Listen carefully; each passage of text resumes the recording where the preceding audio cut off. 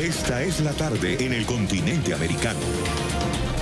Cuando anochece en Europa y amanece en Asia, así cae la tarde en el continente americano y transcurre la noche y el amanecer en el resto del mundo. La tarde. Hola, bienvenidos a la tarde de NTN 24. En nombre de Diana Cherinos, de todo este equipo periodístico y de producción, les doy la bienvenida al programa. 2 horas vamos a tener para actualizarnos con lo que está sucediendo en el mundo. Vamos a comenzar. Lo hacemos en Venezuela, donde esta semana ha estado marcada por el nuevo libreto del régimen para denunciar un supuesto plan desestabilizador. Nicolás Maduro acusó a Brasil, Colombia y Perú de respaldar a los asaltantes detrás de un ataque a una base militar en el sur del país durante el fin de semana pasado. En una reunión con ministros, Maduro pidió al presidente de Brasil, Jair Bolsonaro, que entregue a los ciudadanos venezolanos sospechosos de estar involucrados. Además dijo que en territorio peruano se orquesta una parte del complot y ha mencionado al dirigente político Vilca Fernández. A él lo tildó de terrorista y le solicitó captura internacional. En Colombia los llevaron y los tuvieron un largo tiempo en Cali, en un centro de entrenamiento paramilitar que dirige el ejército de Colombia a la orden de Iván Duque, en Cali. Aquí se entrenaron, se prepararon los asaltantes del cuartel Beluepa, asaltado el 22 de diciembre, aquí en Cali, bajo la dirección y conducción y financiamiento y orden de Iván Duque. Salieron hace 2-3 semanas de Cali, pasaron por Ecuador, fueron al Perú. En Perú recibieron dinero, instrucciones directamente de grupos terroristas avalados por el gobierno del Perú. Y de ahí fueron en un largo viaje hasta Manaus, Brasil. En Brasil fueron recibidos por protectores del gobierno de Jair Bolsonaro. Y de allí fueron hasta la frontera de Brasil con Venezuela. Hoy salió el gobierno de Perú y el gobierno de Brasil a desmentir su relación con los asaltantes del cuartel venezolano. Batallón 503, allí se dio esta situación y precisamente nos acompaña Vilca Fernández, dirigente estudiantil, activista venezolano. Vilca, buenas tardes. Muy buenas tardes para ti, Carlos. Un saludo para todos los oyentes y bueno, una feliz Navidad espero que hayan tenido una feliz Navidad a pesar de todas las circunstancias y lo difícil que estamos viviendo los venezolanos. Igualmente para ti, que no la pasa menos mal respecto de la situación de los venezolanos en general, toda vez que ahora está Vilca en el blanco del régimen de Venezuela. Maduro dice que usted es un terrorista que ha planificado ese asalto a ese batallón en Gran Sabana y que incluso forma parte de toda esa cadena, ese triángulo que él ha dicho Bogotá, digamos Brasilia y Lima. Sí, bueno, Maduro una vez más intenta tapar la realidad y la crisis humanitaria que viven los venezolanos, la crisis política y social que se vive en Venezuela, buscando culpables, ¿no? Cuando todos sabemos que el verdadero culpable de lo que viven los venezolanos es precisamente Maduro. Aquí el único terrorista, aquí el único criminal, aquí el único delincuente, aquí el único narcocriminal es precisamente Maduro, que hoy tiene secuestrado el poder, que hoy tiene secuestrado a los venezolanos y que producto de su política criminal, producto de su política tan dura contra los venezolanos, tenemos más de 6 millones de venezolanos que tuvieron que recibir sus navidades fuera de casa, que están regados por el mundo, que están pasando una dura situación, pero además tenemos 28 millones de venezolanos dentro del país que la están pasando muy difíciles. Entonces, la situación de persecución y la mirada que hay hoy nuevamente contra Vilca Fernández no es solo contra Vilca Fernández, es contra los cientos y miles y millones de venezolanos que nos oponemos precisamente a la tiranía de Nicolás Maduro. Esa es la realidad. Vilca, cuando a alguien se le acusa de trabajar por un objetivo, digamos que en este caso sería redemocratizar a Venezuela, ¿te sentirías tú amenazado te sentirías insultado a propósito de las acciones que desde fuera del territorio venezolano puedas llevar adelante para que sencillamente el régimen de Nicolás Maduro no esté más en el poder? Mira, nosotros vamos a hacer lo que sea necesario. La resistencia, yo soy coordinador de Resistencia Sin Fronteras, y vamos a hacer lo necesario. Y los venezolanos tenemos que hacer lo necesario para que podamos recuperar nuestra libertad y nuestra democracia. Amenazados vivimos todos los días de la política criminal precisamente de Maduro. Y a Maduro hay que combatirlo, y hay que combatirlo en el terreno que sea necesario. Tendremos que combatirlo para lograr precisamente ese objetivo, que no es otra cosa que la libertad y la democracia. Nosotros, Vilca Fernández, los que estamos en la resistencia, los venezolanos en su mayoría somos demócratas. Aquí el que no es demócrata es Maduro, aquí el que no es demócrata es quienes acompañan a Maduro, aquí quienes se oponen a la libertad, quienes se oponen a la democracia, quienes se oponen a que los venezolanos podamos tener una calidad de vida, es precisamente Maduro. Hoy Maduro regala un pernil en Venezuela y cree que con eso va a tapar la crisis humanitaria. Hoy Maduro tiene a los venezolanos padeciendo de enfermedades, padeciendo de hambre, niños comiendo de la basura. Hoy hay estados como precisamente mi estado, el estado de Mérida, donde no hay ni siquiera gasolina para colocarle a las ambulancias, para que las ambulancias puedan trasladar a cualquier enfermo a un hospital. Hay pueblos que pasan semanas sin luz y no hay respuesta, porque es precisamente la política del régimen de Maduro. Es una política criminal contra los venezolanos. Entonces, cuando un venezolano como Vilca Fernández o como cualquier otro levanta su voz dentro o fuera del país, lo que recibe son amenazas, lo que recibe es persecución y lo que persigue es amedrentamiento. Y Maduro tiene que entender que no le tenemos miedo. Y que no le tenemos miedo porque no tenemos por qué temerle. Y que al contrario, mientras más amenace, mientras más persiga, nosotros con mayor fortaleza, con fe, vamos a avanzar en nuestra lucha para lograr nuestra libertad y nuestra democracia. ¿Usted sabía, Vilca, de esa operación que se estaba planificando en el sur de Venezuela, en el estado Bolívar? ¿Sabía lo que se estaba gestando allí, tanto con los indígenas como con militares disidentes del régimen?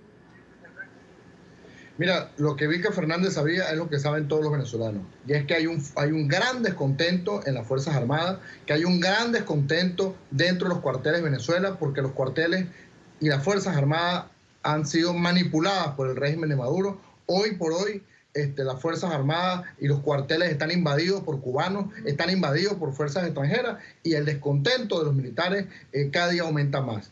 Saber con exactitud de que iba a haber una operación en el estado Bolívar, no tenía conocimiento de la misma, más sin embargo la apoyamos, más sin embargo la respaldamos, más sin embargo denunciamos la violación de los derechos humanos, y además exigimos que se le garantice los derechos humanos a quienes han sido detenidos que participaron en esa operación, porque creemos y estamos convencidos de que eso que ocurrió ahí seguirá ocurriendo, y seguirá ocurriendo en cualquier parte del país, seguirá ocurriendo en los cuarteles, porque es precisamente el descontento que existe contra una política criminal.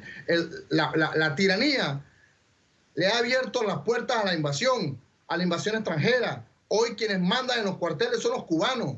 Hoy quienes mandan en Venezuela es el crimen organizado transnacional, y contra eso los militares patriotas se han levantado y se están oponiendo. Contra eso los venezolanos nos oponemos. Y entonces seguirá ocurriendo descontento tras descontento mientras que Maduro siga en Miraflores. Mientras que Maduro siga en el poder, seguiremos viendo reacciones espontáneas en contra precisamente de la tiranía. Nosotros tuvimos la oportunidad de conversar con Ricardo Delgado, exalcalde del municipio Gran Sabana, allí en el estado Bolívar, quien informó al mundo sobre lo que estaba ocurriendo con los indígenas pemones y con estos militares que decidieron darle la espalda a Nicolás Maduro. Usted ha tenido oportunidad de conversar, de saber la historia, de conocer la vida de algunos militares que han salido de Venezuela a propósito de haber hecho esto, y por eso le pregunto si conoce cuál es la posición que asumen compañeros de quienes se alzaron el fin de semana y de otros que lo han hecho en otras ocasiones, no solo en el estado Bolívar, también en Caracas. Sí, totalmente. Mira, desde hace mucho tiempo hemos visto gran cantidad de militares patriotas que se han puesto del lado correcto de la historia, que se han puesto del lado de la Constitución. Hoy los calabozos de la dictadura en la Dijesín, en Boleíta, en Ramo Verde, en el Licoide, están llenos de militares patriotas.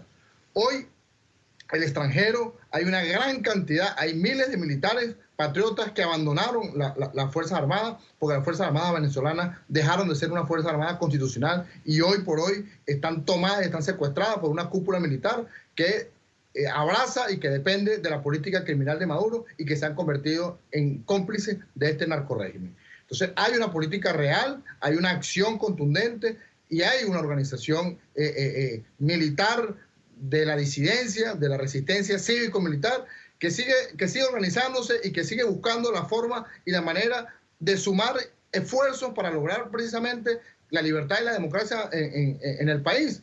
Hay una gran cantidad de militares que en el mes de febrero se pusieron a la orden del presidente constitucional de Venezuela, el presidente encargado Juan Guaidó, y que está respaldando precisamente la política del presidente encargado Juan Guaidó. Habemos venezolanos que creemos y que vamos a apoyar este 5 de enero al presidente encargado Juan Guaidó y que definitivamente estamos convencidos y que vamos a pelear en los terrenos que tengamos que pelear. Y estos militares que hoy, y que así como el día domingo, en otros momentos han mostrado su descontento con la tiranía, lo van a seguir demostrando, porque son militares que no están buscando hacerse del poder o que están buscando respaldar una fuerza determinada. Son militares que respaldan y que actúan en base a la Constitución. Y eso hay que reconocerlo. Así como en el pasado se pusieron y reconocieron a su comandante en jefe, al presidente encargado Juan Guaidó, hoy están al frente de la Constitución y están abrazando la Constitución y están actuando constitucionalmente. Y actuar constitucionalmente no es otra cosa que buscar restituir el hilo constitucional en el país que está perdido. Porque los poderes en Venezuela hoy están secuestrados, porque hoy no hay poderes en Venezuela, porque hoy la Fuerza Armada Nacional Bolivariana está secuestrada en manos de una cúpula narcotraficante que tiene control, que tiene sometido a todo aquel que piense distinto y que quiera ponerse al lado de la Constitución. Entonces, lo que estamos viendo y lo que vimos el pasado domingo es una reacción constitucional de unos militares que buscando restituir el hilo constitucional, que buscando la forma y la manera de lograr liberar a nuestro pueblo, liberar a nuestro país, recuperar la democracia, hicieron una acción junto a los Pemones. Hoy el Estado Bolívar está tomado, está invadido por fuerzas extranjeras criminales, disidencia de la FARC, el ELN, grupos de la región que son colectivos armados, grupos de la muerte de Nicolás Maduro y que tienen una mafia con el oro. Y los Pemones han estado peleando y luchando y resistiendo para que se les respete su soberanía, para que se les respete su territorio y que hoy están claros de cómo precisamente el país lo hemos venido perdiendo en manos del crimen organizado. ¿Y cuál es la respuesta que debe haber? La respuesta que tiene que haber es precisamente la que hubo el día domingo. Por eso la respaldamos. Que fuimos partícipes de ella, no fuimos partícipes de ella, pero la respaldamos como vamos a respaldar cualquier otro tipo de acción que vaya en favor de la libertad y la democracia y que sea constitucional además. Esta situación de Nicolás Maduro y la Fuerza Armada Nacional incluye a los mandos medios, altos mandos de la Fuerza Armada Nacional, o se queda en la parte baja de la línea de mando de la fuerza? Mira, hoy el descontento es general. El descontento que hay en la Fuerza Armada es un descontento general. Los militares dentro de la Fuerza Armada, distinto a la cúpula que está arriba, pasan las mismas necesidades que están pasando los civiles. En los cuarteles no hay alimentos. En los cuarteles no hay posibilidad de garantizarle una Navidad o un nuevo año o una vida normal, decente a su familia. En los cuarteles lo que hay es sometimiento, lo que hay es crisis. Ni siquiera hay en los cuarteles en estos momentos para poder garantizarle el uniforme correcto a los militares. Entonces, el descontento sigue aumentando, ya no solo en los cuadros bajos, también hay cuadros medios que hay descontento, también hay cuadros altos que están descontentos. Lamentablemente, hay una filtración tan grande, están tan infiltrados por los cubanos, por la inteligencia cubana, los cuarteles, que cualquier movimiento, que cualquier pensamiento distinto a la tiranía es automáticamente secuestrado, llevado a un calabozo, torturado e incluso asesinado, como pasó con nuestro capitán Acosta en el mes de junio, julio. Entonces, hoy hay una realidad. El descontento en los cuarteles aumenta, como aumenta en las calles de Venezuela, porque precisamente la gente está agotada de esta política criminal. Y nosotros hemos venido diciendo, y en todo lo que lleva el año hemos venido anunciando, Maduro lo que busca es ganar tiempo. Maduro cada vez que se siente acorralado, que se siente ahogado, como buen cobarde, llama a dialogar, llama a hablar, llama a personajes de la comunidad internacional y dice que quiere sentarse, que quiere buscar una mesa de diálogo. Y no son otra cosa que burlas y más burlas para seguir alargando su tiempo. Hoy hay una realidad. 26 de diciembre, el año termina y tenemos más de 400 presos en los calabozos. El año termina y en los hogares venezolanos hay más hambre. El año termina y el salario mínimo es el más bajo en el mundo con $4.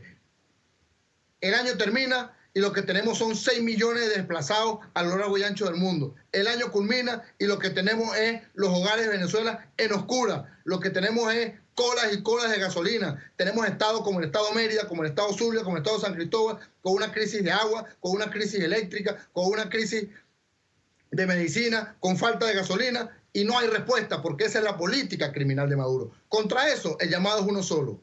El llamado es a luchar no por mejor salario, a luchar no por tener gasolina, a luchar no por tener comida. El llamado es a luchar contra Maduro, porque saliendo de Maduro es que se puede lograr precisamente restituir no solo la libertad, sino que se puede restituir el derecho a tener una mejor calidad de vida. Y ese es el llamado que nosotros le estamos haciendo tanto a los sindicatos como a los estudiantes, como a los partidos políticos, que es momento de una lucha, de avanzar en la lucha, de llevar esto a un nivel que podamos realmente acorralar a Nicolás Maduro y obligarlo a ceder el poder, a ceder en la usurpación.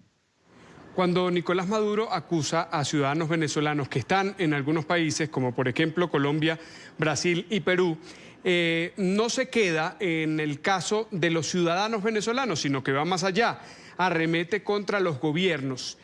En el caso del Estado peruano, y a propósito de su residencia en ese país, ¿cuál es el respaldo que le ha dado el gobierno del Perú a los venezolanos que luchan precisamente por atacar ese problema que ha hecho que los ciudadanos tengan que emigrar? El problema de los servicios públicos, de la inseguridad, del alto costo de la vida, por ejemplo. Mira, el gobierno peruano, como el gobierno colombiano, como los gobiernos de la región, en su mayoría están claros.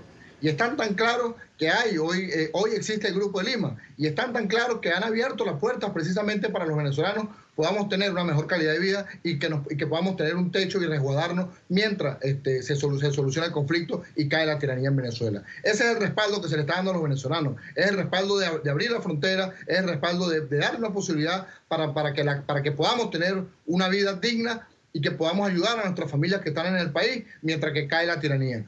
Hoy, claramente, el Perú, Colombia, Ecuador y otros países han manifestado y han dicho claramente que hay que buscar y que van a buscar los mecanismos para darle solución y para poder salir de una tiranía en Venezuela. Porque es importante, y yo creo que lo han entendido los países de la región, y es que Nicolás Maduro no solo está afectando a Venezuela. La política criminal de Maduro es una política que ya se extiende a la región, que hoy en alianza con el Foro de Sao Paulo busca desestabilizar la región. Y en esa búsqueda de desestabilizar la región, los países tienen que poner mano dura. Por eso lo hemos hablado, que es importante utilizar o que comience a utilizarse el TIAR no solo a nivel de sanciones, sino que busquemos una coalición porque es necesaria la fuerza internacional para poder derrocar la tiranía en Venezuela. Y hoy es importante que se vea que el ataque que hay, no solo contra Vilca Fernández, sino que el ataque que hay contra estos países, contra los pueblos de estos países, es precisamente buscando desestabilizar y buscando ganar tiempo Maduro. Nosotros lo hemos venido diciendo y aprovecho esta ventana para decírselo. La comunidad internacional debe entender que para salir de la narcotiranía es necesario una coalición con venezolanos patriotas, con la sociedad civil, que utilice la fuerza para recuperar la libertad y la democracia en el país. No hay otra vía. No hay una vía posible que se pueda llevar a salir de esta tiranía que no sea con una coalición internacional que nos garantice precisamente salir, porque Venezuela ya está invadida. Nosotros no hablamos de una intervención a Venezuela. Venezuela ya está intervenida. Nosotros lo que hablamos es de que puede haber una coalición que nos ayude a recuperar el país. Porque Venezuela está intervenida por los cubanos hoy, está intervenida por la FARC, está intervenida por el ELN, por grupos delincuenciales que tienen sometido, que tienen tomado nuestro país. Cuando se habla de eso, cuando se ha dicho desde Estados Unidos todas las opciones están sobre la mesa, hay muchos sectores de la sociedad venezolana y de la comunidad internacional que dicen temerle precisamente a ese punto, al punto de la intervención militar, a pensar siquiera en que tropas estadounidenses, que marines estén en la frontera con Colombia, la frontera con Brasil, incluso que llegaran a través del Caribe, utilizando, entre otros, como lo ha acusado Nicolás Maduro, Aruba o Curazao para ello. ¿No cree usted que es riesgoso continuar hablando de eso a propósito de ese temor? Lo único riesgoso que hay es pensar que Maduro pueda continuar mucho más tiempo en el poder. Lo único riesgoso que hay es que podamos pensar que Nicolás Maduro, Diosdado Cabello, el Aizame y todos estos lacayos que lo acompañan puedan mantenerse en el poder. Lo único peligroso es que sigamos permitiendo que regímenes como el cubano, como el venezolano, como el nicaragüense, se mantengan mucho más tiempo en el poder. Lo único peligroso real es que mientras que nosotros seguimos pensando en que es peligroso, hay cientos y cientos de venezolanos que están muriendo a esta hora por falta de medicina, por falta de comida, por persecución, por tortura. Esa es la única realidad, por delincuencia. Esa es la única realidad que tenemos. No olvidemos que hoy en el extranjero hay más de 5.000 militares venezolanos.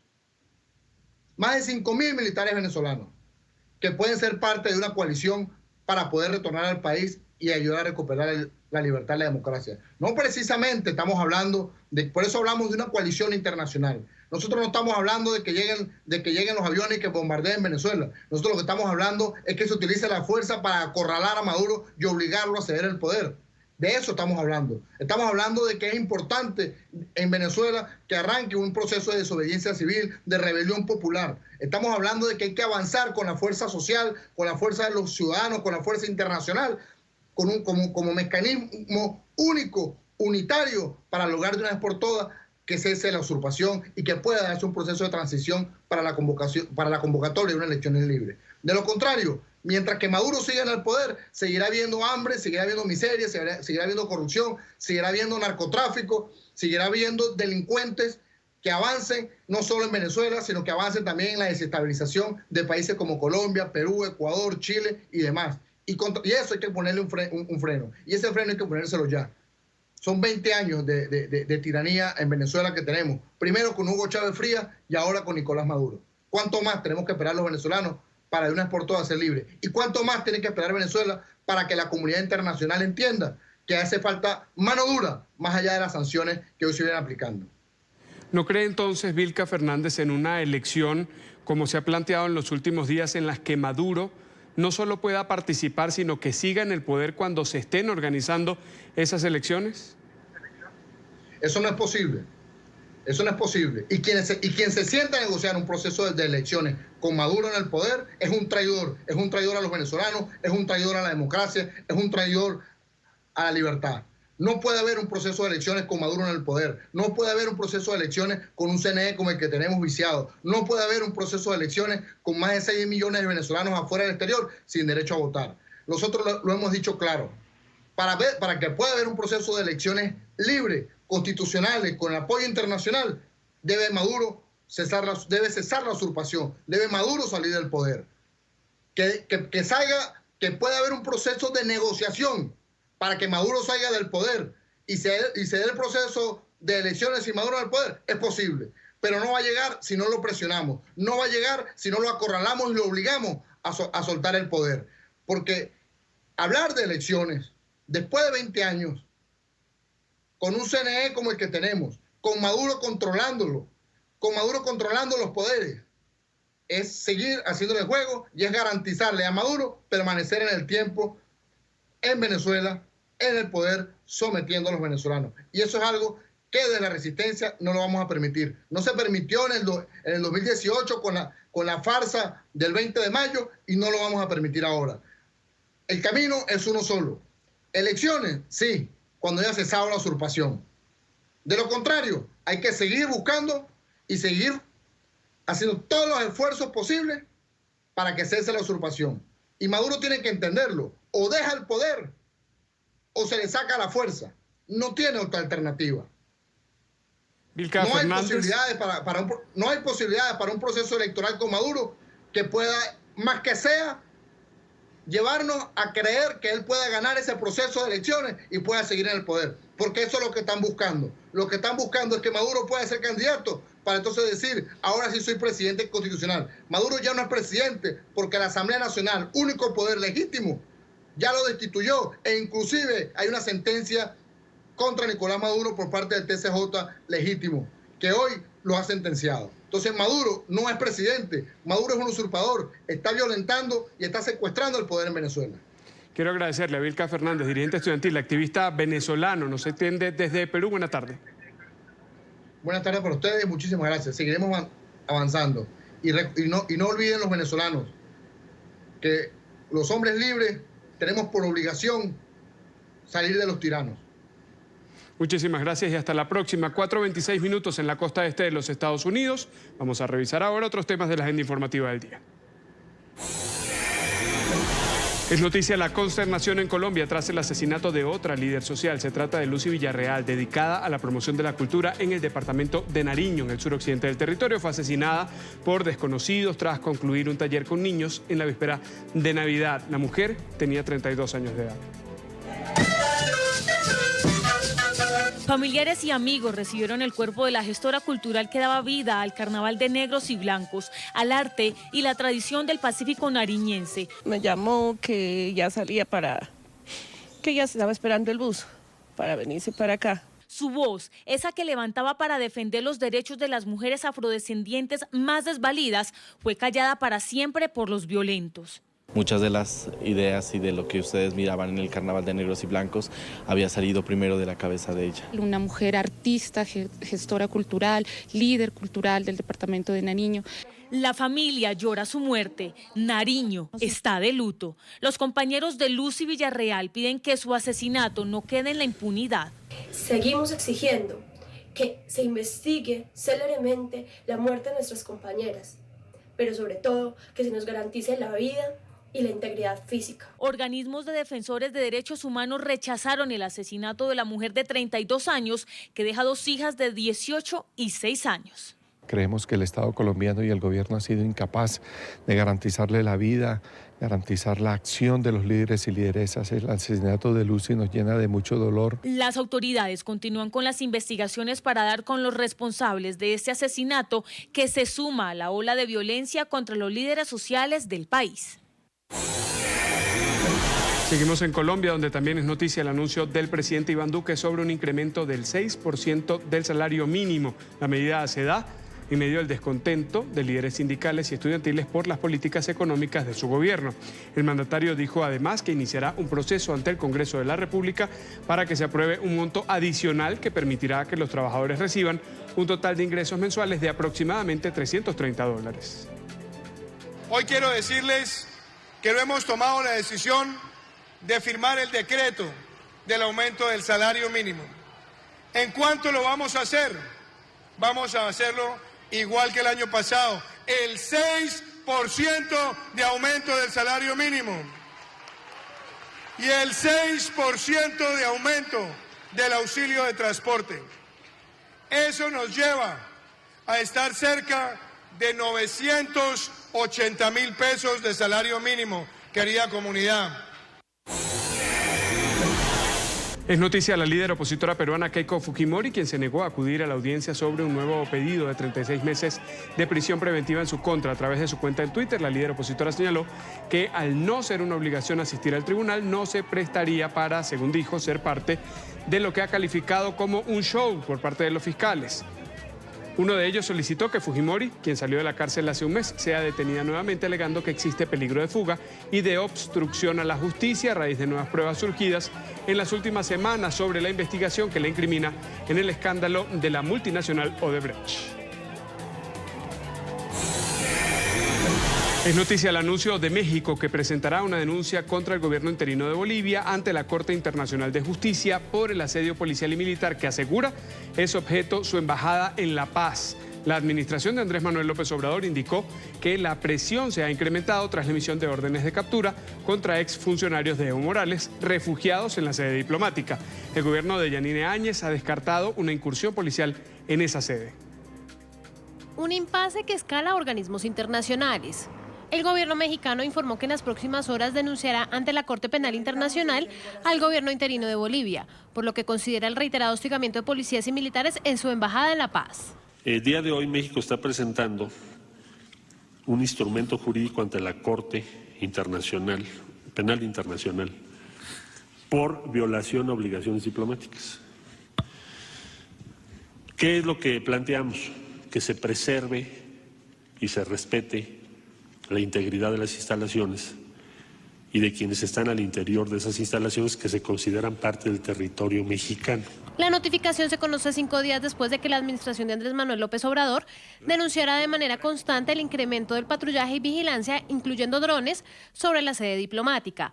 El asedio, según México, inició después de que se emitieran órdenes de captura contra 4 exfuncionarios del gobierno de Evo Morales que permanecen asilados en la embajada. De acuerdo al derecho internacional,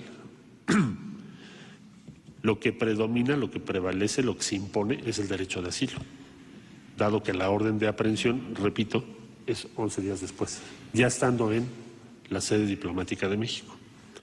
México ya había notificado a la ONU sobre la situación en la embajada y exigía respeto a la Convención de Viena. El canciller Marcelo Ebrard agregó que cuenta con el apoyo de al menos 29 países y que ya está en marcha un plan de contingencia para proteger a los ciudadanos mexicanos residentes en territorio boliviano. Este miércoles, el director general de Organismos y Mecanismos Regionales Americanos de la Cancillería mexicana, Efraín Guadarrama, publicaba estas imágenes de la vigilancia de la sede diplomática.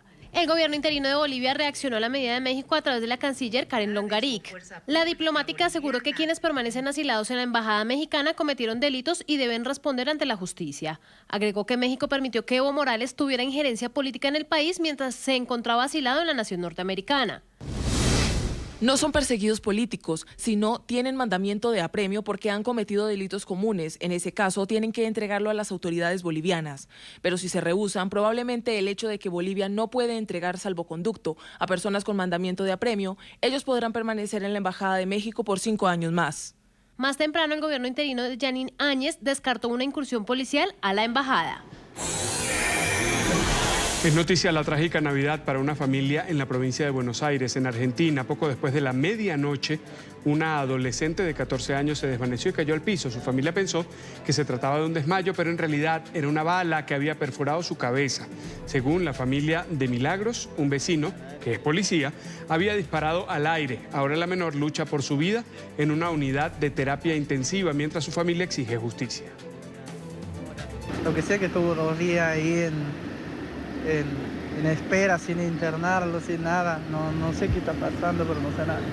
Lo que sí sé es que nos ayuden, les pido a todos que nos ayuden para llevar a un lugar más de complejidad, para que se pueda salir adelante. Es noticia Chile, donde bomberos y carabineros continúan trabajando para controlar el incendio en 2 barrios de Valparaíso. Aunque la conflagración sigue activa, las autoridades aseguraron que ya no representa un riesgo para la población de los cerros. Según el más reciente reporte, las llamas consumieron cerca de 245 casas y más de 150 hectáreas de vegetación. Cerca de 1000 personas permanecen sin servicio eléctrico y también en los albergues destinados por el gobierno para atender la emergencia. Hasta el momento, 200 personas han recibido atención médica, entre ellos 12 funcionarios del Cuerpo de Bomberos. El gobierno de Sebastián Piñera adelanta una investigación para determinar si el incendio fue provocado. Es noticia la ola de frío que continúa azotando México desde hace varios días. El Servicio Meteorológico Nacional señaló que se formó la 4ª tormenta invernal de la temporada en el noroeste del territorio y que las nevadas se van a mantener en las próximas horas en los estados de Baja California y Sonora. Además, se prevén rachas de vientos superiores a los 80 kilómetros por hora.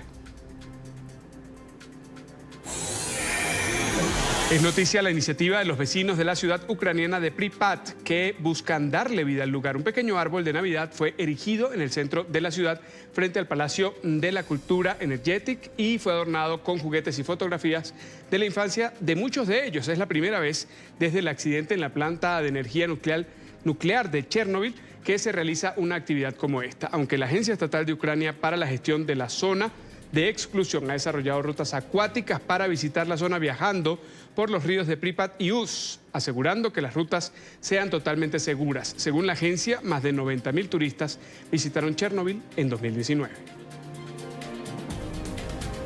Gracias por seguir con nosotros. Hay alerta sanitaria en Estados Unidos por el alto número de contagio del virus de gripe. Cerca de 2.000 muertes han sido registradas en al menos 30 estados de la nación, según el Centro para el Control de Enfermedades. En ciudades como Nueva York, por ejemplo, ha aumentado en más del 70% el número de casos en el transcurso de una semana. La noticia en Nueva York con Alejandro Rincón. Alejandro, buenas tardes. Hola, feliz tarde para todos. De acuerdo con el Centro para el Control de Enfermedades de los Estados Unidos, el brote de gripa que está activo en el país afecta a 30 regiones. La cepa que está activa de este virus es la de tipo B o Victoria, que suele ser más agresiva que las demás. Es a la luz de estas circunstancias que los expertos consideran que puede explicarse el por qué. Por una parte, hay un volumen atípico en el total de casos de contagio confirmados, 3.7 millones desde el inicio de la temporada formal de gripe el pasado 1 de octubre. Además, ha dejado este brote atípico por lo menos 1.900 muertes por complicaciones relacionadas con el contagio con este virus. Consultamos el concepto de una experta en la materia sobre la peligrosidad del virus que ronda ahora mismo a través de la Unión Americana. Entonces la B es un poquito más fuerte, sí lo hemos visto más común que la A. Puede causar neumonía, bien grave que a veces los antibióticos no pueden servir, y problemas respiratorios, eso es lo más grave. En nuestra clínica sí hemos visto en las últimas 2 semanas hartos niños diagnosticados con influenza. Nueva York es uno de los estados en donde ha sido más visible este incremento atípico en el número de casos de contagio confirmados con la gripa. De acuerdo con las autoridades sanitarias estatales, en el transcurso de una semana hubo un incremento del 70% por lo menos en el total de personas afectadas. Era más o menos del rango de 1.839 y ahora son 3.264 los casos confirmados de contagio. Y a la luz de estas circunstancias, pues los expertos tienen el siguiente importante llamado de atención a todo el público en general. Entonces es importante vacunarnos porque aunque nos infectemos los síntomas no son tan graves y así, esa es la única manera que podemos defendernos por ahorita del flu. Entonces es importante vacunar, protegernos y proteger a los niños y a la gente mayor que tienen más riesgo de complicaciones. El incremento en el número de casos de contagio confirmados con el virus de la gripa también ha derivado en un incremento en la administración de dosis en contra de esta enfermedad. De acuerdo con el Centro para el Control de Enfermedades, a través del país han sido distribuidas ya más de 170 millones de unidades o dosis de vacunas en contra de la gripe. Es lo que tenemos para ustedes por ahora. Continúen con más en la tarde. Gracias, Alejandro. El último eclipse anular de sol del año fue observado en su totalidad o parcialmente por astrónomos entusiastas y estudiantes del espacio en el extremo oriental de África de Asia y en la mitad septentrional de Oceanía. El fenómeno astronómico dejó su trayectoria increíbles imágenes en las que se pudo observar un asombroso anillo de fuego. El último eclipse anular de sol del año fue observado en su totalidad o parcialmente por personas de las Islas Marianas del Norte, Guam, India, Indonesia, Malasia, Filipinas, Omán, Qatar, Arabia Saudita, Singapur, Sri Lanka y los Emiratos Árabes Unidos. El fenómeno astronómico dejó en su trayectoria increíbles imágenes en donde los astrónomos, miles de aficionados y amantes del cielo, observaron un asombroso anillo de fuego. La Luna no siempre está a la misma distancia de nosotros. Está en una órbita elíptica que hace que a veces esté más cerca y a veces más lejos. Cuando está llegando a la parte más lejos, que se llama el apogeo, la Luna se ve bastante más pequeña. Lo suficiente que cuando se interpone entre nosotros y el Sol no es capaz de cubrir al Sol completo, sino que queda un anillo brillante alrededor de la Luna. El eclipse anular comenzó en Damán, en Arabia Saudita, atravesó el Océano Índico hacia el sur de la India, pasó sobre la parte septentrional de Sri Lanka y terminó sobre el Océano Pacífico. En el oeste de la India, en las ciudades de Ahmedabad y en el sur de la ciudad de Chennai, se vio a la gente usando visores solares, filtros y telescopios mientras observaban el fenómeno. Mientras tanto, los entusiastas del espacio se reunieron en la Regencia Siak con gafas especiales para ver la luna cubrir el sol y además cientos de musulmanes oraron mientras se producía el eclipse. Este eclipse solar es un fenómeno natural y pasa gracias a Alá. Este fenómeno pasó hace años, cientos de años, y podría ocurrir de nuevo, y rogamos a Dios que traiga paz a todos los musulmanes. Se espera que la nación del sudeste asiático vea otro eclipse solar híbrido en 2023, según un funcionario del Instituto de Aeronáutica y Espacio del país. Habrá otro eclipse solar en 2023 llamado eclipse solar híbrido y ocurrirá en diferentes lugares. Por otro lado, los residentes de los Emiratos Árabes Unidos acudieron en masa a la remota ciudad de Sayed, a más de 2 horas de distancia de Dubái, con el fin de conseguir el mejor asiento para presenciar el eclipse anular de sol. En esta oportunidad he visto el anillo como una experiencia increíble. Normalmente cuando el sol está completamente cubierto se pone oscuro, como pasa muy temprano en la mañana. En Singapur también se vivió con entusiasmo. Cabe resaltar que la próxima oportunidad para los singapurenses de ver un eclipse anular de sol será en el año 2063. Una reliquia fue el regalo que el Vaticano envió este año como obsequio a la humilde población de Belén, la que según la tradición cristiana vio nacer a Jesús. El tesoro es un pequeño trozo de madera del que se cree fue parte del pesebre donde nació el niño Dios. Este es un informe de nuestra cadena aliada La Voz de América.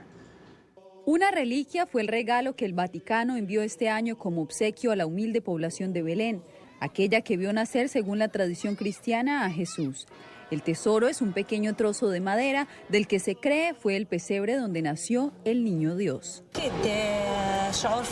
Claro, nuestro sentimiento está lleno de alegría. Estamos orgullosos de que parte del pesebre haya vuelto a Belén, porque sentimos que el alma de Dios está con nosotros más que antes. Esto es para asegurar nuestra existencia como cristianos en Belén. Esperamos que todo el pesebre regrese a Belén. La pieza de madera que los católicos consideran sagrada fue certificada, entre otros, por el Instituto Pontificio del Centro de Notre Dame, ubicado en Jerusalén. La entidad actuó también como testigo en el envío de la reliquia. Tras su nacimiento, Jesús durmió en este pesebre durante días porque no había otras opciones para él o para que Santa María pusiera al niño. Pero para protegerlo, ella lo puso en este pesebre, que era utilizado como un lugar para alimentar a los animales. Mientras en Jerusalén la Navidad se celebra este año con la reliquia, en el Vaticano un majestuoso árbol de 26 metros de altura da la bienvenida a los miles de feligreses que todo el mes visitan a Roma para celebrar la fiesta del mundo católico. Al lado del árbol, un enorme pesebre conmemora la tradición que comenzó siglos atrás por iniciativa de uno de los santos más queridos de la Iglesia, San Francisco de Asís, y que sigue viva en todo el mundo. Y justo desde el corazón del mundo católico, su máximo líder, el Papa Francisco, envió un mensaje a los miles de millones de feligreses que recuerda que el verdadero amor no se expresa con costosos regalos y que lo material está muy alejado del verdadero significado de la Navidad. Cari fratelli e sorelle. Queridos hermanos y hermanas, el consumismo es un virus que afecta la fe en su raíz, porque les hace creer que la vida depende únicamente de lo que se posee. En cambio, es en el pesebre, pobre materialmente pero lleno de verdadero amor, donde se encuentra el auténtico sentido de la Navidad. De los cerca de 4 millones de nacimientos que se registran en Estados Unidos por cada año, un 23% corresponde a hijos de inmigrantes, algunos con permiso de residencia, otros indocumentados. Según cifras del censo estadounidense, en 2015, 3.950.000 personas nacieron en el país.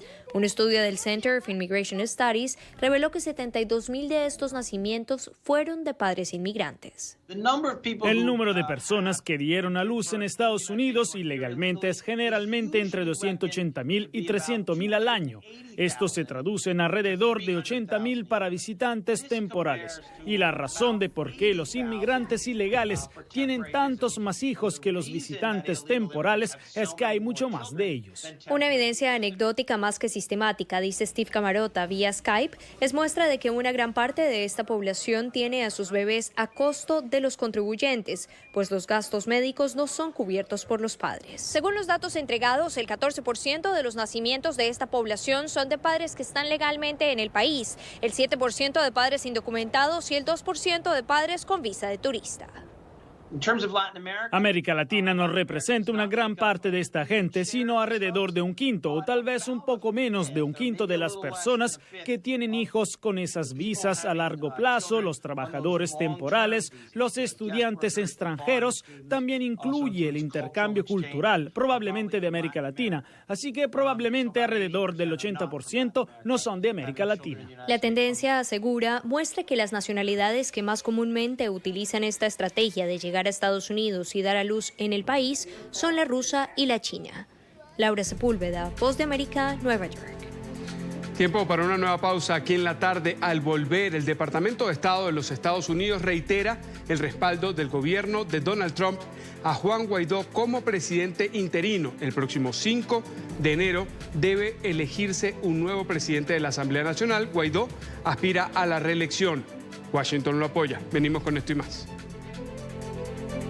6 en punto de la tarde en Caracas. El gobierno de Estados Unidos informó que continuará apoyando al presidente interino de Venezuela, Juan Guaidó, en el año 2020. La decisión fue anunciada por la vocera del Departamento de Estado, Namita Biggins, quien también dijo que es imprescindible una región unida para lograr la restitución de la democracia en Venezuela. La funcionaria señaló que la Unión Americana lidera los esfuerzos de la comunidad internacional. Subrayó que en la actualidad más de 60 países reconocen a Guaidó como mandatario interino. El Parlamento venezolano debe votar sobre la continuidad del dirigente como presidente de la Asamblea Nacional el próximo 5 de enero. A esta hora nos acompaña Daniel Barnaghi, doctor en Ciencia Política, profesor titular de la Universidad Simón Bolívar. Él también es coordinador, fundador de la carrera de Economía en esa misma casa de estudios. Daniel, bienvenido, gracias por estar con nosotros. Muchas gracias, es un honor trabajar con ustedes el día de hoy.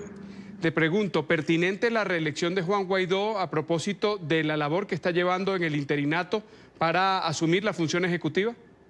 Sí, bueno, yo creo que valdría la pena llevarnos a más o menos un año atrás, cuando realmente el ingeniero Juan Guaidó, que era un político conocido pero poco conocido, miembro de Voluntad Popular, muy cercano a el fundador de su partido, Leopoldo López, se vio como una figura quizás un poco sorpresiva para ocupar el primer cargo dentro de la Asamblea Nacional, que como se sabe es el último poder que está, digamos, podríamos decir libre, por decirlo de alguna manera elegante, dentro del país y dentro del sistema hegemónico que lleva adelante el señor Nicolás Maduro. Sin embargo, él llega a esa presidencia con una juramentación en el mes de enero, el 23 de enero, pero él prometió, digamos, él estableció un mantra que era hacerse la usurpación, gobierno de transición y elecciones libres, y ninguno de los tres se ha dado hasta ahora. Entonces, esa reelección, ahorita algunos sectores un poco más conservadores de la política dicen que bueno, que se sustituyó la imagen de la esperanza por simplemente un componente más del aparataje político ya conocido de hace muchos años, que tiene que ver con un sostenimiento del sistema hegemónico en el poder y pocos esfuerzos reales para hacer una transición real.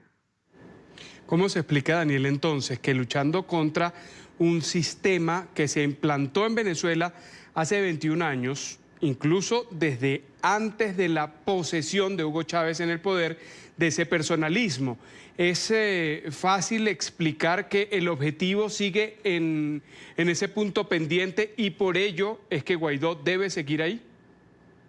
Sí, bueno, Guaidó sigue porque, es lamentable decirlo, no pareciera haber ninguna otra persona que tuviera la acogida diplomática que tiene el ingeniero Guaidó a nivel internacional. Realmente yo debo felicitar y reconocer una labor que en ese sentido ha sido de verdad extraordinaria, que es la manera como él ha manejado el tema diplomático a nivel mundial, y de alguna manera distintos gobiernos, como por ejemplo el de los Estados Unidos de Norteamérica, apuntan a apoyar o a ver con beneplácito, digamos, una reelección por parte del ingeniero Juan Guaidó. Sin embargo, otros sectores, y quiero insistir en esto, hubieran sido un poco más felices si el apoyo es un apoyo hacia las instituciones y no hacia las personas, porque obviamente las personas son más falibles, las instituciones tienden a ser menos. En el caso de la democracia de los Estados Unidos de Norteamérica, está fundamentada en sus instituciones y no en sus personas. Entonces, bueno, en el caso del ingeniero Juan Guaidó, ciertamente acoge la confianza de distintos gobiernos a nivel internacional, pero también está cubierto por una desconfianza por parte de un grupo importante de la sociedad civil venezolana que vio cifradas en él unas esperanzas que no se llevaron a cabo un año después.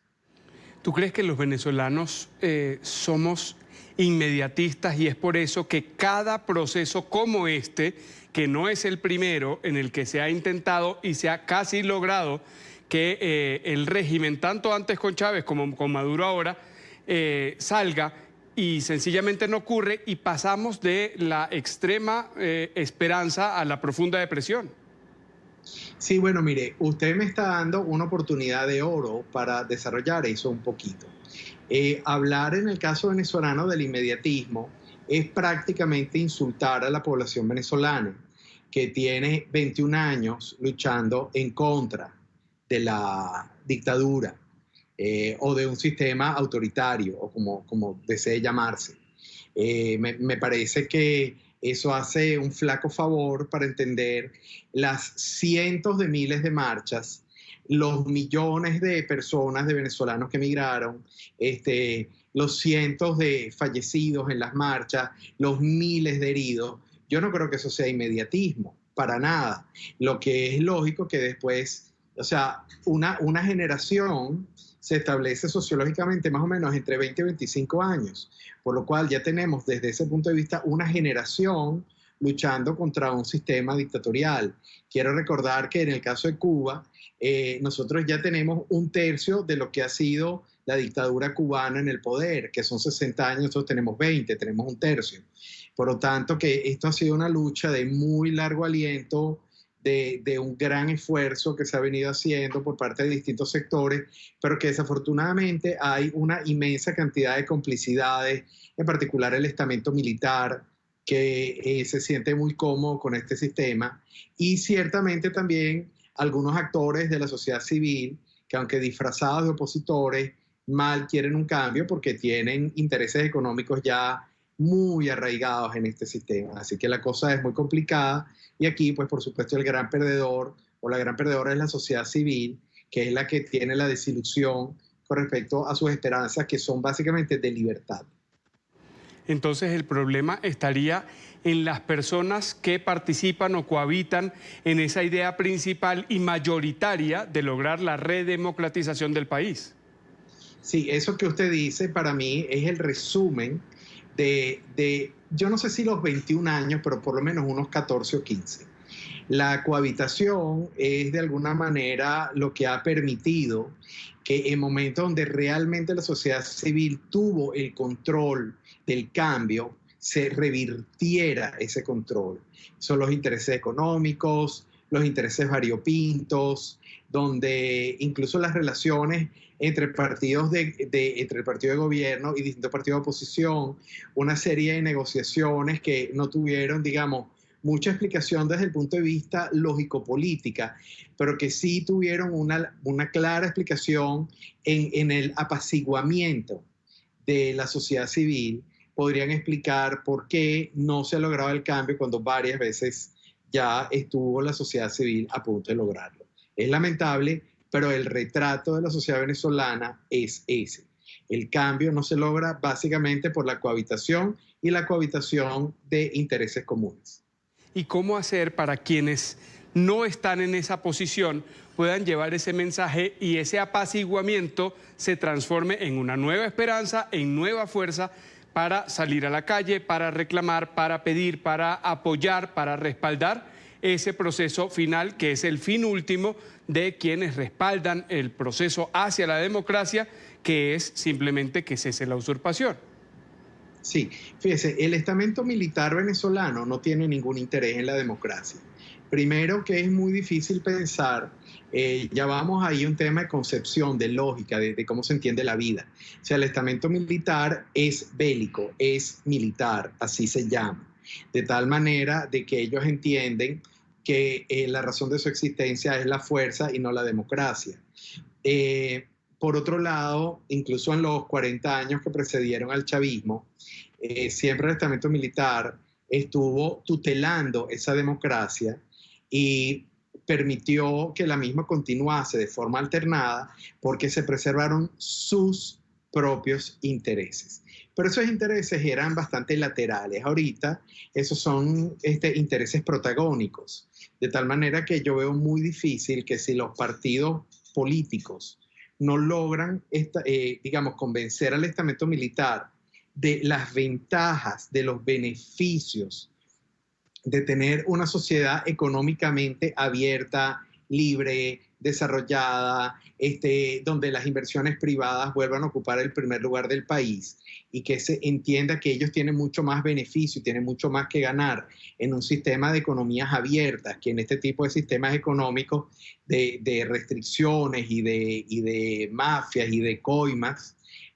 No vamos a ver ningún cambio. Así que mi esperanza radica exclusivamente en la capacidad que puedan tener algunos actores de convencer al estamento militar de permitir un restablecimiento de la democracia en el país, pero más que eso, un sistema de economías libres y abiertas en todos los ámbitos del país, de la nación.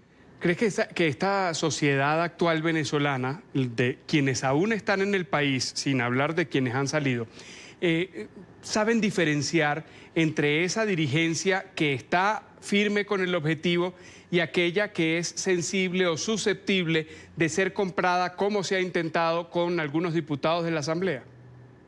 Lamentablemente creo que no. Y la razón es que en Venezuela, que siempre ha sido un país de niveles de confianza interpersonal en las instituciones muy bajas, realmente este es el momento de mayor cinismo político de toda la historia republicana. Aquí simplemente ya es prácticamente imposible creer en algún actor político. De tal manera de que una parte importante del trabajo, que sería volver a ganar la confianza que se perdió, y en particular durante este año, yo no lo veo como un trabajo a puertas abiertas, sino más bien como un trabajo a puertas cerradas. Pero es un trabajo en el cual yo personalmente en este momento no tengo muy cifradas mis esperanzas. Pero, y ahí debo agregar, hay gente absolutamente extraordinaria en el país que más allá de mi propia desconfianza, digamos, personal, hacen un ejercicio de paciencia y de valentía política absolutamente encomiable. Pero también tengo que agregar, no solo desde dentro de las fronteras venezolanas, sino el trabajo que, por ejemplo, hacen ustedes, los medios internacionales, lo que hacen los diplomáticos que están cerca de los gobiernos de otros países, y ese pequeño trabajo de pequeños pasos de todos los días, de buscar intentar presionar un sistema político que no quiere salir, realmente puede en el mediano plazo tener un derrotero favorable y positivo. Pero no lo veo en el corto plazo y yo no veo un fulgor de la confianza interpersonal y en las instituciones en el corto plazo, o al menos a inicios del 2020.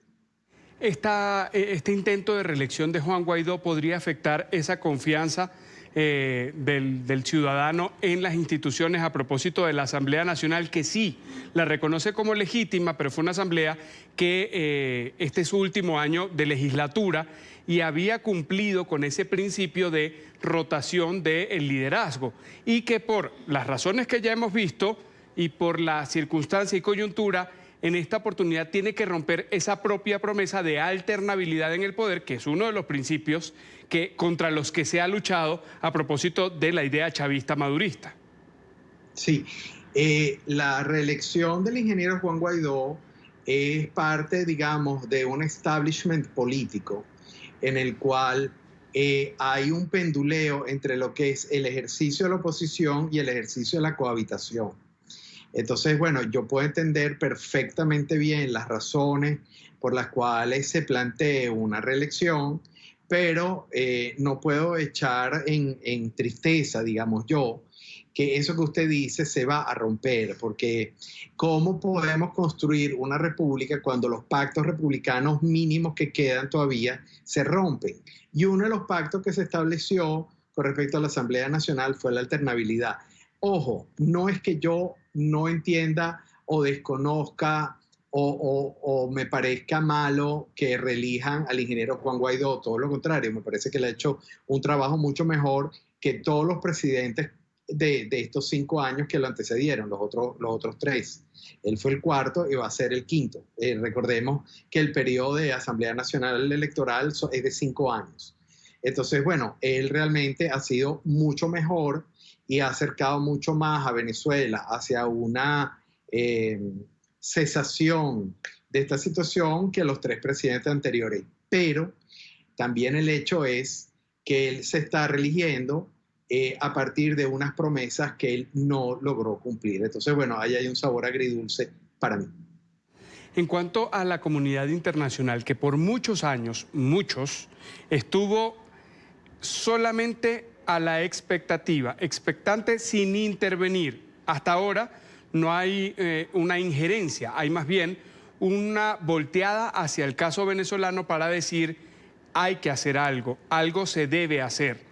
Pero en el último año, que comenzó con la juramentación de Juan Guaidó como presidente interino, había una disposición a acompañar al lado. Ahora pareciera, por el discurso de quienes dirigen el Poder Ejecutivo en distintos países de la región, que dicen el problema lo tienen que resolver los venezolanos, y lo dicen desde lejos.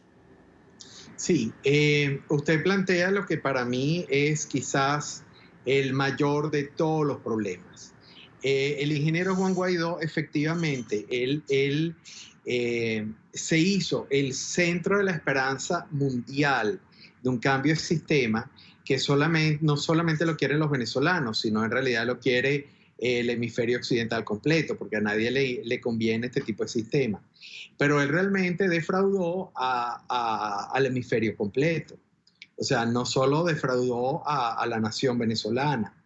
Entonces, cuando hay una relación que tuvo una gran confianza, una gran expectativa y que tenía muchísimas características mesiánicas, porque él encarnó, digamos, ese Mesías que podía resolver la situación, a esta situación donde el apoyo que él tiene es un apoyo frío por parte de la sociedad civil y tibio por parte de la diplomacia internacional. De alguna manera, esta desilusión, esta falta de credibilidad y este descreimiento con el cual se está viendo al inicio del año 2020 el caso venezolano, básicamente significa que otra vez el mundo no es que abandone el caso venezolano, sino que habida cuenta de que dadas todas las condiciones no se logró resolver, el ingeniero Juan Guaidó optó por opciones de negociación, de encuentros, de reuniones y por muy pocas opciones, digamos, de un poco mayor de contundencia. Entonces, bueno, el mundo básicamente lo que entiende o lo que concluye es que no hay, la magnitud del problema venezolano es menor del que dicen los medios y que las ganas que tiene la sociedad civil y sus representantes, como el caso del ingeniero Juan Guaidó, que tienen de salir de verdad del problema y de realmente de establecer una nueva democracia en Venezuela, es menor la real de la que se dice.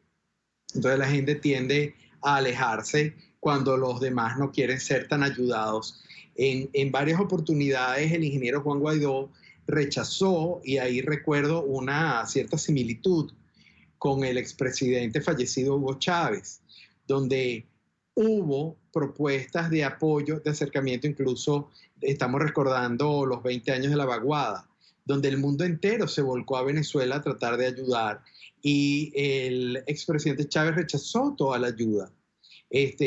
Algo parecido hizo el ingeniero Juan Guaidó cuando rechazó la ayuda del hemisferio occidental de resolver la situación venezolana de una manera mucho más pragmática que solamente a través de negociaciones, que si en el Reino de Noruega o en República Dominicana. No es eso lo que quería el mundo, pero eso es lo que quería el ingeniero Juan Guaidó y lo que él representa. ¿Y al final? Al final tenemos esta conversación usted y yo, un 26 de diciembre del 2019, en un punto mucho más frío que el 26 de diciembre del año 2018, donde nosotros hablábamos con esperanzas del año 2019. Y usted y yo, hoy en la tarde, no estábamos hablando con esperanzas para un cambio en Venezuela para el año 2020, sino lo vemos con frialdad, incluso con algo de desazón. Pero bueno, como decía Jorge Luis Borges, y es mi poema favorito y siempre lo cito, en las grietas está Dios que acecha. Quizás entre esta frialdad sí logremos eventualmente, finalmente, un cambio en el año 2020. Ojalá así sea. Yo hubiese querido agregar algo, pero es que no hay nada más que decir, Daniel. Muchísimas gracias por haber estado con nosotros. Daniel Barnaghi, doctor en Ciencia Política, profesor de la prestigiosa Universidad Simón Bolívar. Para mí siempre es un gusto y un placer estar con ustedes. Les deseo a todos un feliz año. Igualmente. Y seguimos hablando de Venezuela, donde la crisis eléctrica no da tregua. En medio de los racionamientos, de los constantes apagones en varios estados del país, hay una gran polémica por la instalación que hizo el régimen de Nicolás Maduro de un alumbrado navideño. Lo hizo en un tramo del río Guaire, un río contaminado que atraviesa la capital del país. Es un contraste diferente, o sea, es un contraste que uno dice, bueno, se va la luz, aquí tenemos gastado, hay un consumo de luz. En medio de la crisis eléctrica que vive el país, el régimen de Nicolás Maduro iluminó el contaminado río Guaire para celebrar la Navidad. Pero también te pones a verlo en otros estados que también están con la falla de luz, en los hospitales, en muchas cosas. Entonces ahí donde uno ve, bueno, el contraste, pues. Para algunos ciudadanos es una burla, una falta de respeto para los que en estados del occidente del país como Zulia o Mérida no tienen electricidad. Cuando hay una crisis política, económica, social, las críticas siempre van a existir. El propio Juan Guaidó ha rechazado esta iniciativa, una obra instalada por el organismo Juntos Todo es Posible, creado por Nicolás Maduro para adornar las ciudades. Lo que están haciendo es colaborar y abonar en alumbrar el desastre. El Guaire. Mérida no tiene luz. La ciudad de los caballeros. De las nieves eternas. Pero ellos alumbran el excremento. A pesar de entender que la situación es de crisis, esta atracción se ha vuelto masiva. Aunque muchos no están de acuerdo con el gasto eléctrico, indican que deben aprovechar el lugar para salir, porque en Caracas los espacios públicos están en su mayoría abandonados o dominados por la delincuencia. No, por lo menos algo distinto, vale la pena. Y bueno, una manera de recrear un poco la mente y salir de sus casas. A venir a visitar aquí el malecón del Guaire, vamos a decir el malecón del Guaire, sí. Bueno, me parece muy bonito. La gente está muy animada a tomarse la foto. Otros intentan mostrarle a sus seres queridos que se encuentran en el extranjero que aún queda algo que hacer en el país, en medio de la tristeza de estar separados por la distancia. Y por lo menos lo ven a uno le manda una fotico y dice, bueno, mira, por lo menos mi papá, mi mamá, mi hermano, por lo menos tienen alguna lucecita de esperanza. La gran cantidad de visitantes es aprovechada por los comerciantes informales que buscan hacer algo más de dinero en medio de la festividad. Y me puse aquí, estoy desde el viernes pues viniendo para acá y he visto bastante volumen de gente. Sí, mucho movimiento. Claro, sí, por lo menos ahorita porque los carros están mal parados, pero lo ponen diagonal y eso entran, salen a lanzarse sus selfies, sus fotos, un día aquí, después se van.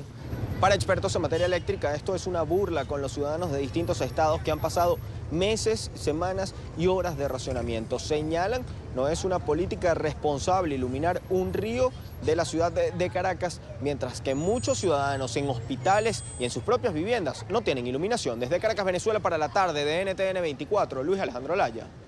Nueva pausa en la tarde. Los invito por ahora que visiten nuestro sitio en internet www.ntn24.com. Todas las noticias internacionales están desarrolladas allí. También desde el home usted puede acceder a la señal en vivo, puede volver a ver las entrevistas de todos los programas del canal, reportajes especiales y consultar documentos de interés. Recuerde, www.ntn24.com.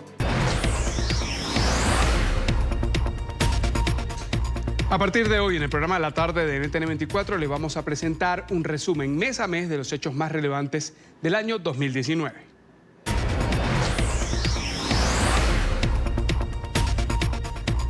El 23 de enero, Juan Guaidó se juramentó como presidente interino de Venezuela. Ante una multitud reunida en Caracas, la capital, dijo que asumía las competencias del Ejecutivo para frenar la usurpación del poder por parte de Nicolás Maduro. Desde entonces, Guaidó asumió el liderazgo del gobierno interino y recibió el apoyo de los gobiernos de más de 60 países bajo el firme compromiso de iniciar un proceso para la restitución de la democracia y además la convocatoria a elecciones libres. ¡Juro!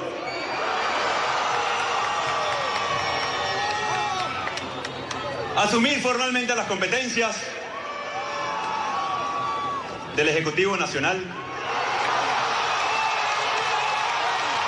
como el presidente encargado de Venezuela.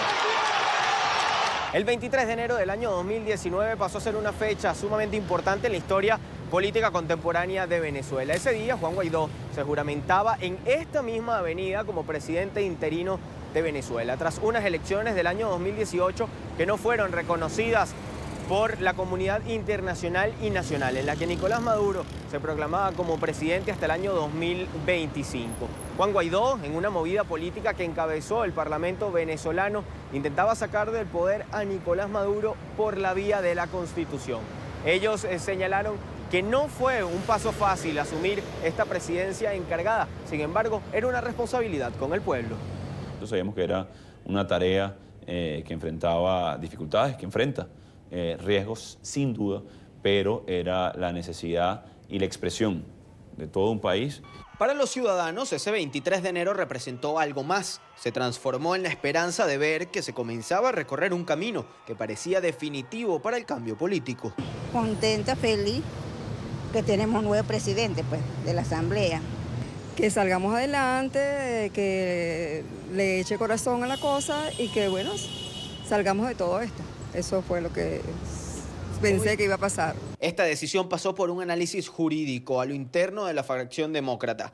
No fue una determinación de Guaidó, quien tenía claro que era un mandato de la Constitución. El artículo 233 habla de que el presidente del Parlamento asume las labores de presidente encargado ante la ausencia, y ausencia cuando no hubo elección presidencial en Venezuela. Nunca se me olvida, los titulares del 24 de enero decían Juan Guaidó se autoproclamó. Y entonces nos tocó a un grupo de nosotros salir a explicar que eso no era una autoproclamación, que estaba en la Constitución. Luego de casi un año y en vísperas de la ratificación de Juan Guaidó al mando de la Asamblea Nacional, admiten que han cometido errores que han favorecido al régimen de Maduro. De cierto modo subestimamos a la capacidad de maldad de la dictadura, de no importarle en absoluto la vida del venezolano. Nunca pensamos que iban a quemar ayuda humanitaria. ¿Qué nos falta? Nos falta más unidad. Los ciudadanos también exigen más claridad y nuevas acciones. Señalan, hay que continuar luchando. Que de verdad veamos un cambio en todos los aspectos. A nivel social creo que está en nosotros mismos hacer un esfuerzo por eso. Juan Guaidó asegura que una pieza fundamental para la transición es la Fuerza Armada, a quienes una vez más llama a respaldar la Constitución, mientras que Delsa Solórzano asegura que falta dignidad en quienes hoy respaldan al régimen. Casi un año después de esa fecha de la juramentación aún quedan objetivos por lograr. Desde el propio equipo de Juan Guaidó y él mismo asegura que no se ha logrado el tan mencionado cese de la usurpación. Señala que para el año 2020 son muchos los retos que quedan. Aún se espera que el próximo 5 de enero sea reelecto como presidente del Parlamento con la mayoría de los votos de los diputados. Esto para continuar también al frente de la presidencia interina de la República. Desde Caracas, Venezuela, para NTN 24, Luis Alejandro Laya. Una trágica noticia le dio la vuelta al mundo en enero del 2019. Un niño de 2 años cayó a un pozo de 25 centímetros de diámetro y 107 de profundidad en la provincia de Málaga, en España. Durante 13 días, maquinaria especializada y alrededor de 300 personas realizaron una intensa búsqueda para intentar encontrar al pequeño Julen Rosselló. El caso mantuvo en vilo al país. Cientos de personas enviaron mensajes y oraciones. El 26 de enero terminó la esperanza de su familia al encontrarlo con vida. El mundo del deporte estuvo de luto por la muerte del futbolista Emiliano Sala. El delantero argentino perdió la vida en un accidente aéreo. La avioneta en la que viajaba desde la ciudad francesa de Nantes hacia Cardiff, en Reino Unido, se estrelló el 21 de enero del 2019. Durante varios días hubo consternación por el hecho, ya que la aeronave estuvo desaparecida. Fue solo hasta el 7 de febrero cuando pudo ser recuperado el cuerpo para repatriarlo. Y también fueron noticia en enero del 2019 las protestas de los chalecos amarillos en Francia. El movimiento, que comenzó con el rechazo al alza en los precios del combustible, se extendió durante varias semanas con manifestaciones por las calles principales del país europeo. Los manifestantes también exigían al presidente Emmanuel Macron una nueva política fiscal y social. Las movilizaciones estuvieron marcadas por los constantes enfrentamientos con la policía.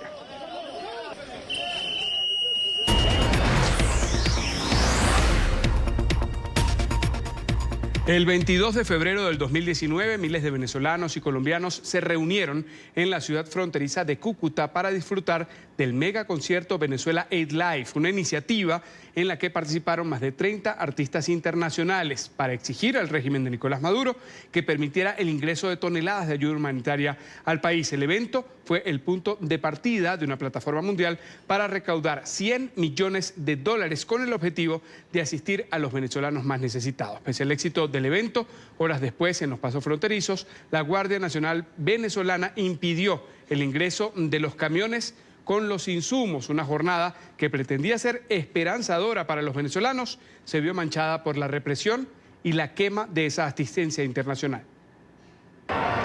Un país en crisis humanitaria, un pueblo en las calles y con la esperanza de un gobierno interino.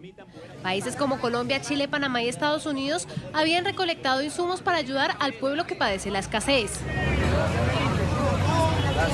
Este 23 iremos a cada uno de esos puestos a exigir que ingrese la ayuda humanitaria.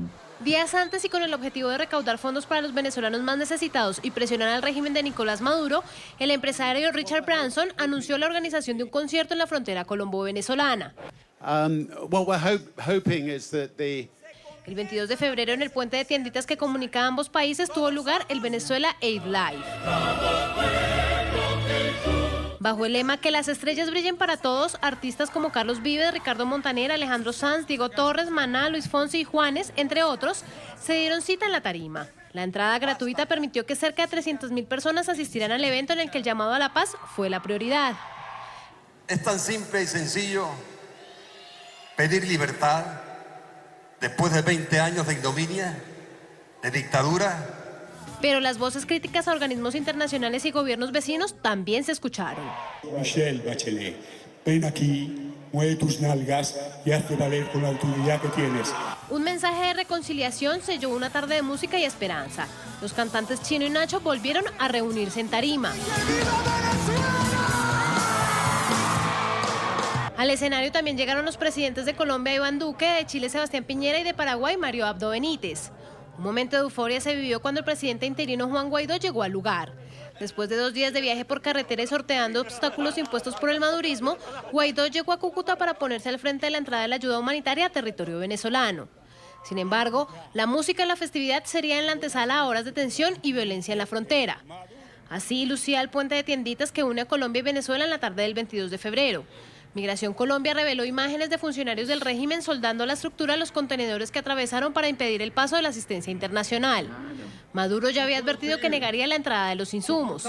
La ayuda humanitaria la han convertido en un show para justificar una intervención en el país. 600 toneladas de alimentos y medicinas estaban listas para llegar a los venezolanos, pero la realidad en las primeras horas del 23 de febrero fue otra. Los puentes internacionales Simón Bolívar y Francisco de Paula Santander amanecieron cerrados y bloqueados por la Guardia Nacional venezolana. Ante la situación, los ciudadanos que cruzan a diario la frontera desafiaron a las autoridades y levantaron los obstáculos. La Guardia respondió. Los disturbios agudizaron la jornada cuando los camiones con ayudas intentaron cruzar los puentes. El caos reinó en los cruces fronterizos. La violencia llegó a su punto cumbre cuando las tractomulas con ayuda humanitaria fueron incendiadas. Esta imagen marcó el tan anhelado día para los venezolanos. Las llamas se propagaron a 3 de los vehículos en los que se transportaban medicamentos, alimentos y kits de aseo. Con una cadena humana lograron salvar parte de las cajas con los suministros. En los disturbios que se extendieron hasta el municipio de Urueña, los periodistas de NTN 24 y Noticias RCN quedaron atrapados. Incluso fueron agredidos por la Guardia Nacional. La ayuda humanitaria que no fue destruida fue enviada de nuevo al centro de acopio en tienditas. El 28 de febrero de 2019 terminó en Vietnam de manera abrupta la segunda cumbre entre el presidente de los Estados Unidos, Donald Trump, y el líder de Corea del Norte, Kim Jong-un. El mandatario estadounidense partió de Hanoi sin alcanzar un acuerdo sobre desnuclearización con el líder norcoreano. Trump argumentó que Kim le había ofrecido desmantelar un reconocido centro de investigación nuclear a cambio de levantar todas las sanciones impuestas a Corea del Norte. Estados Unidos rechazó esta oferta, por lo que la cumbre se dio por terminada antes de lo previsto.